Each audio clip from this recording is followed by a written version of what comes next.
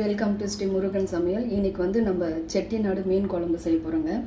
அதுக்கு தேவையான பொருட்கள் பார்த்திங்கன்னா 2 தக்காளி கட் பண்ணி வச்சுருக்கேன், ஒரு பத்தை தேங்காய் எடுத்து வச்சுருக்கேன், கொஞ்சம் கருவேப்பிலை, ஒரு 20 சின்ன வெங்காயம், ஒரு 2 துண்டு இஞ்சி, ஒரு 4 பல்லு பூண்டு எடுத்துருக்கேன். அதுக்கப்புறம் ஒரு 2 ஸ்பூன் தனியா, 1 ஸ்பூன் மிளகு, 1 ஸ்பூன் சீரகம், கொஞ்சம் கல்பாசி, ஒரு 4 வந்து காஞ்ச மிளகாய் எடுத்துருக்கேங்க. இப்போ இதெல்லாம் எப்படி செய்யறதுன்னு பார்க்கலாம். ஒரு 2 ஸ்பூன் நல்லெண்ணெய் எடுத்துக்கலாங்க. இந்த செட்டிநாடு மீன் குழம்பு வந்து நல்லெண்ணெயில் செய்யலாம், நல்லாயிருக்கும் டேஸ்ட்டு. நல்லெண்ணெய் செய்யும்போது மிளகு, சீரகம், தனியாக, காஞ்ச மிளகாய் சேர்த்துக்கலாம். வந்து சுலோ அடுப்புலேயே வச்சு கொஞ்சம் லேசாக அப்படியே வறுத்துக்கலாங்க. வந்து கல்பாசி சேர்த்துக்கலாம். இப்போ வந்துட்டு இஞ்சி, பூண்டு, சின்ன வெங்காயம் சேர்த்துக்கலாம். ஒரு கொத்து கருவேப்பிலை சேர்த்துக்கலாம். இதெல்லாம் சேர்த்து கொஞ்சம் லேசாக வதங்கினா போதும், ரொம்ப அதிகமாக வதங்க வேண்டாம்.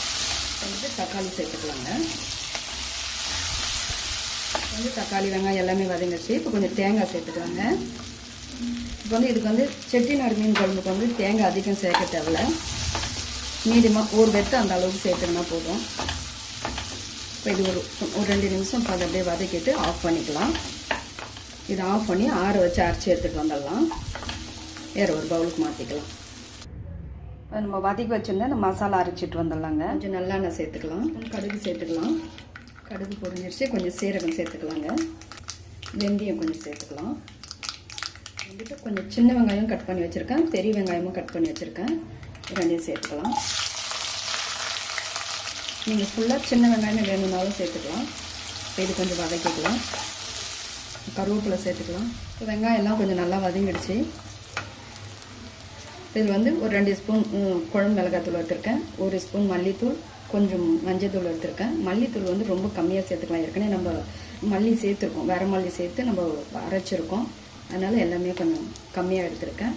மிளகாத்தூள் மட்டும் மிளகு, காஞ்ச மிளகாவும் சேர்த்துருக்கோம், அதனால் காரத்துக்கு தேவையான மாதிரி நம்ம எல்லாமே எடுத்துக்கலாம். கொஞ்சம் தண்ணி சேர்த்துக்கலாங்க.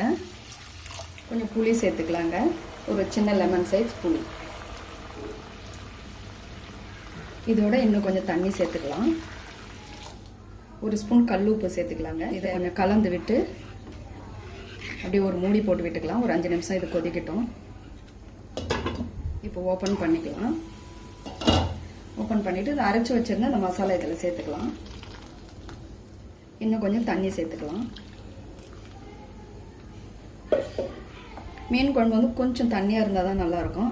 அதனால் நம்மளுக்கு எந்த அளவுக்கு திக்னஸ் வேணுமோ அந்த அளவுக்கு தண்ணி சேர்த்துக்கலாம். இது வந்து அப்படியே ஒரு மூடி போட்டு விட்டுலாங்க.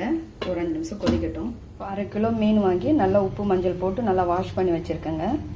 இந்த மீன் அதில் சேர்த்துக்கலாம். ஓப்பன் பண்ணிக்கலாம். இந்த அளவுக்கு நல்லா கொஞ்சம் கொதிச்சு வந்துடுச்சுங்க. இப்போ மீன் சேர்த்துக்கலாம்.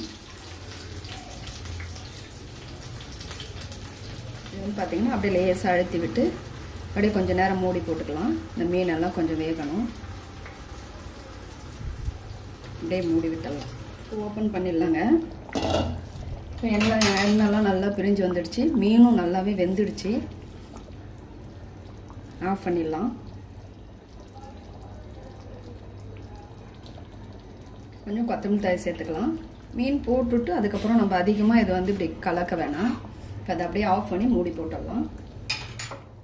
ஓப்பன் பண்ணிடலாம். மீன் குழம்பு பார்த்திங்கன்னா சூப்பராக ரெடி ஆகிடுச்சு. செட்டிநாடு மீன் குழம்பு டேஸ்ட்டு நல்லா சூப்பராக இருக்குங்க. இந்த வீடியோ உங்களுக்கு பிடிச்சிருந்தா லைக் பண்ணுங்கள், ஷேர் பண்ணுங்கள், கமெண்ட்ஸ் பண்ணுங்கள், சப்ஸ்கிரைப் பண்ணுங்கள். தேங்க்யூ.